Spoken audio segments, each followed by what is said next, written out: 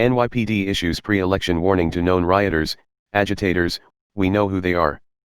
We've identified those who are willing to cause damage and destruction, and we will be on them, a top NYPD official said. The New York City Police Department put known rioters on notice ahead of Election Day as the city braced for possible protests over Tuesday's presidential contest. Our intel has gotten a lot better. Our responses to getting cops out to the scene has gotten a lot better, NYPD Chief of Department Terrence Monahan said Monday about the protests that raged in the city over the summer. We've identified those who are willing to cause damage and destruction, and we will be on them. We know who they are. Like other law enforcement agencies nationwide, the NYPD is preparing for possible unrest amid a contentious presidential race.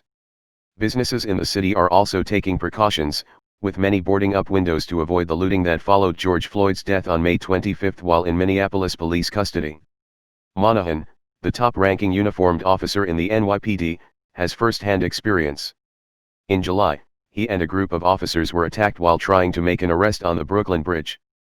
Video of the incident showed Monahan fighting with protesters as both sides unleashed blows on one another at the iconic landmark. What happened at the end of May and the beginning of June, hopefully, was a once-in-a-lifetime occurrence in the city, he said.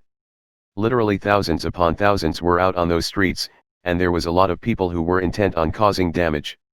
Monahan said officers will be out to protect everyone's right to vote, engage in peaceful protest and respond to calls for service. He also urged organizers to avoid looting and violent clashes between demonstrators and police. When you see those who are trying to turn your protests into something that it was not meant to be, to turn it into violence, that's the time to police your own people, he said.